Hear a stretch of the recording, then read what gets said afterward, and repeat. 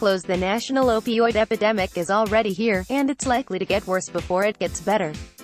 WochitEditor's note: this is the first of 4 columns about the growing concerns surrounding the rise of hepatitis C in Iowa and nationwide. The liver is a master organ, historically cherished in many world cultures. In Greek mythology, the liver of Titan Prometheus was eaten piecemeal by an eagle every day, then regenerated itself overnight. The brief regenerative periods provided Prometheus with an evanescent strength to keep him alive until the next attack on his liver by the eagle.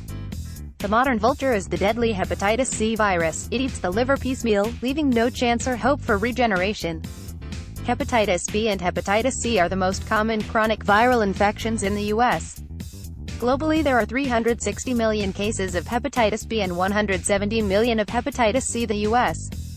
Department of Health and Human Services estimates that 1.47 million people will develop advanced liver disease, 350,000 will develop liver cancer, and 1 million will die from complications related to hepatitis C. The Centers for Disease Control and Prevention reported that more people than ever died from hepatitis C in 2014, and that cases of the acute virus had doubled between 2010 and 2014. More. Iowa City native returns home to fight the harms of the opioid crisis. Because hepatitis C is one of 5 hepatitis viruses, there is often much confusion regarding its transmission and prevention potential. According to Sarah Ziegenhorn, executive director of the nonprofit Iowa Harm Reduction Coalition, individuals often ask, "Isn't that the one I got vaccinated for?" or, "That's the one you can give to yourself, right? It lives on your skin." There is very little public knowledge of the virus and the way in which it transmits itself. Yet it is the leading infectious disease killer in the United States and various other countries. It annually kills more humans than the next 60 leading infectious diseases combined. Historically, the virus has been transmitted in a number of ways.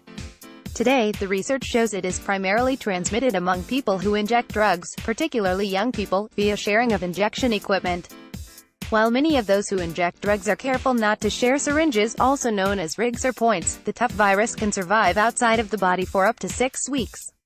Sarah wrote, "It often makes its home on the ancillary preparatory equipment for injection drug use: cookers, cottons, tourniquets, alcohol, wipes and water." Drawing by Hani El-Kadi. Photo, Hani El-Kadi. Special to the Press Citizen. The staff of IHRC, sometimes in collaboration with volunteers from Prairie Works Collective, meet clients wherever they are to provide several services, including on-site blood tests for HIV and hepatitis C. I asked Sarah how communities in the U.S.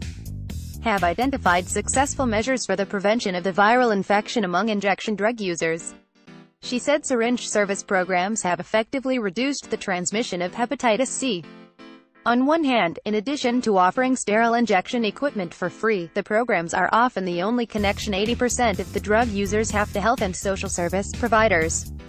These programs are typically run by former injection drug users, hence they offer peer support and education regarding viral transmission and risks involved. Public and private institutions have supported the growth of needle exchange programs around the country, allowing them to develop into full-fledged social service organizations. Speaking to Iowa Public Radio 3 months ago, Randy Mayer of the Iowa Department of Public Health said that hepatitis C diagnoses among Iowans under 30 increased from 73 cases in 2009 to 347 in 2016, which is an indication of active needle sharing as a direct result of increasing opioid and methamphetamine use. Opponents of the syringe exchange, including many policymakers, are skeptical of the programs, as they may be erroneously perceived as facilitating or even encouraging drug use. Supporters believe such programs do not encourage drug use. Nevertheless, they try to give them safer way of doing it. That's simply the idea behind this illegal needle exchange. I asked Sarah how states can obtain federal funding to support such programs.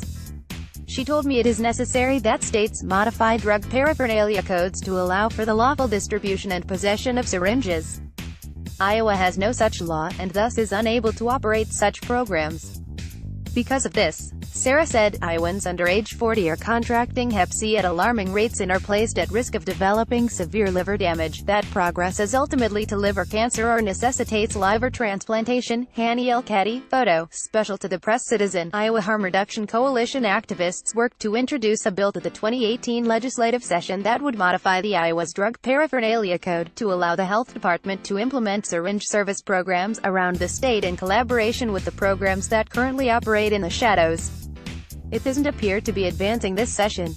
Hani El-Kadi, MD, Ph.D., is former surgeon, liver researcher and member of the Press Citizen Writers Group. His website is elkadier.com. Read or share this story, https://icp-c.com/tufo28u3.